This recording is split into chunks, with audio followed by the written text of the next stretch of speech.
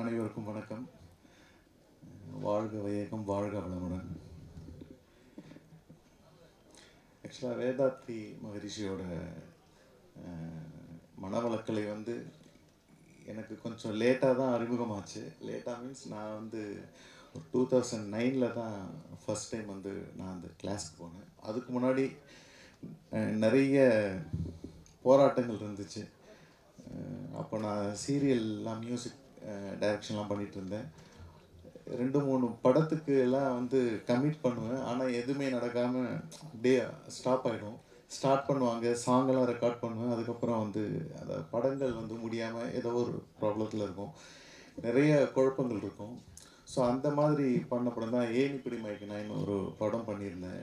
ஜில்லுன்னு ஒரு காதல், டைரக்டர் கிருஷ்ணாவோட. அந்த படம் வந்து ரொம்ப வருஷமாச்சு, படமே ரிலீஸ் ஆகலை. இன்னும் கூட ரிலீஸே ஆகலை. ஆக்சுவலாக ரொம்ப குழப்பத்தில் இருக்கும்போது நான் யூஸ்வலாக நெய்வேலிக்கு அடிக்கடி போவேன். அங்கே வந்து ஒரு அன்பர் வந்து என்னை பார்த்துட்டு, நான் வடலூர் போவேன். ஆக்சுவலாக வள்ளலாருடைய மேட்டுக்குப்பம் வந்து நான் எப்போவுமே போயிட்டு வருவேன். அங்கே ஒரு நண்பர் வந்து பார்த்துட்டு, நான் இந்த மாதிரி விஷயங்கள்லாம் ஷேர் பண்ணும்போது அவர் சொன்னார், நீங்கள் வந்து அறிவு திருக்கோயில் போனீங்கன்னா உங்களுக்கு இருக்கிற இந்த குழப்பங்கள்லாம் வந்து கண்டிப்பாக உங்களுக்கு கிளியர் ஆகிடும். நீங்கள் ஒரு லைஃப்பில் ஒரு தெளிவு கிடைக்கும் அப்படின்னு சொன்னார்.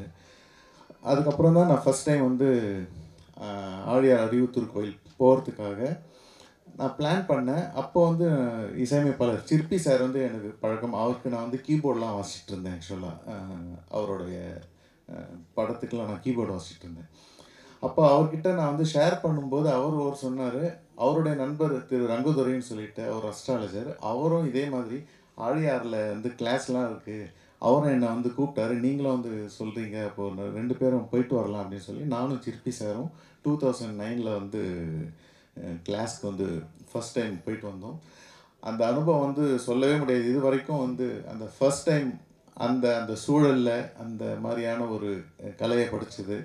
அது இல்லாமல் நம்ம நினைக்க முடியாத சப்ஜெக்ட்ஸ்லாம் அங்கே இருந்துச்சு. குடும்ப அமைதி, எப்படி வந்து மனைவியை எப்படி வந்து நம்ம போற்றி நம்ம ரெஸ்பெக்ட் கொடுக்கணும், அதே மாதிரி சினம்னா என்ன, சினத்தை எப்படி அடக்கிறது, அடக்கக்கூடாது, அதை எப்படி ஆராயணும் அப்படின்ற மாதிரி நிறையா வித்தியாசமான டாபிக்ஸ்லாம் இருந்துச்சு. அந்த அனுபவங்கள்லாம் சேர்ந்து அதுக்கப்புறம் நிறையா மெடிடேஷன், உடற்பயிற்சி இதெல்லாம் செய்யும்போது நமக்கு ஒரு தெளிவு கிடச்சிது. அந்த ஒரு மாதத்துலேயே எனக்கு பயங்கரமான ஒரு சேஞ்ச் இருந்தது. அதுக்கப்புறம் என்ன பண்ணேன்னா, ஒரே மாதத்தில் வந்து நான் வீட்டில் என்னுடைய மனைவி, குழந்தைகளை எல்லாரையும் கூட்டிகிட்டு, அதே மாதிரி எனக்கு தெரிஞ்ச இன்னும் 2 ஃபேமிலியை கூட்டிகிட்டு, அந்த டைமில் வந்து ஆக்சுவலாக கார்த்திக் நேதா வந்து என்னோட ரொம்ப க்ளோஸாக டெய்லி நாங்கள் 2 பேரும் மீட் பண்ணுவோம், ஒர்க் பண்ணிக்கிட்டே இருப்போம். அப்போ வந்து கார்த்திக் நேதாவும் வந்தார். அவரையும் கூட்டிகிட்டு நாங்கள் வந்து ஆழியாருக்கு போனோம் 2009 ஆகஸ்ட்டில். ஸோ அந்த மாதிரி அப்புறம் வினிஷா விஷன், கதிரவன் சார், இவங்க எல்லாரும் சேர்ந்து தான் நாங்களாம் போயிட்டு வந்தோம்.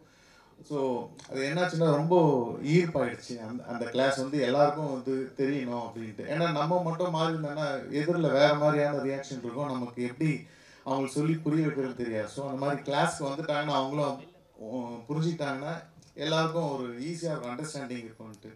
ஸோ அந்த மாதிரி தான் அந்த மாதிரி கிளாஸஸ்லாம் போயிட்டு வந்துட்டு எனக்கு ஒரு பயங்கரமான ஒரு தெளிவு கிடச்சிது. அதுக்கப்புறம் ஒரு தெளிவான நிலையில் இருக்கும்போது எனக்கு வாய்ப்புகள் வந்து தானாகவே வந்து அமைஞ்சுது. அதுக்கப்புறம் தான் நான் எங்கேயும் எப்போதுன்ற படம் வந்து எனக்கு வாய்ப்பு கிடச்சிது. அது ஒரு மிகப்பெரிய வெற்றியாச்சு. ஸோ நிறைய விஷயங்கள் வந்து நம்ம இதில் வந்து கற்றுக்கலாம்.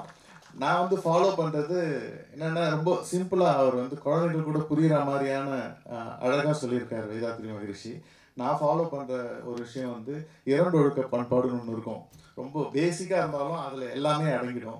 ஸோ நான் யாருடைய உடலுக்கும் மனதுக்கும் துன்பம் தர மாட்டேன், துன்பப்படுபவர்களுக்கு என்னால் முடிந்த உதவிகளை செய்வேன். ஸோ இதை மட்டும் ஃபாலோ பண்ணாலே லைஃப் ரொம்ப நல்லாயிருக்கும்ன்ட்டு நான் அதை ஃபாலோ பண்ணிக்கிட்டு இருக்கேன். ஸோ தேங்க்ஸ் டு வேதாத்ரி மகரிஷிக்கு தான் நான் சொல்லணும். அதே மாதிரி ஐயா முருகானந்த ஐயா இவ்வளோ அழகாக சிறப்பாக இதெல்லாம் வந்து நிறைய பாடல்கள் பண்ணியிருக்கேன். அதெல்லாம் வந்து பெரிய பாக்கியம் எனக்கு. ஏன்னா இந்த வேதாத்ரி மகரிஷியோட அந்த கொள்கையை வந்து நம்ம இசையில் வந்து வெளியே வருதுன்றது நான் செஞ்ச பெரிய பாக்கியமாக நினைக்கிறேன். அதே மாதிரி சுப்பிரமணிய பாரதி டைரக்டருக்கு வந்து வாழ்த்துக்கள். ரொம்ப சூப்பராக எடுத்திருக்காரு. ஆக்சுவலாக இது ஒரு அறிவுரை சொல்கிற மாதிரியான ஒரு படம். ஆனால் அதை வந்து ஒரு கமர்ஷியலாக எப்படி ஜனங்களுக்கு சொல்கிறதுன்றது எவ்வளோ மேக்ஸிமம் கரெக்டாக பண்ண முடியுமோ அதை அழகாக பண்ணியிருக்காரு. எல்லாருக்கும் என்னுடைய வாழ்த்துக்கள். ரொம்ப நன்றி.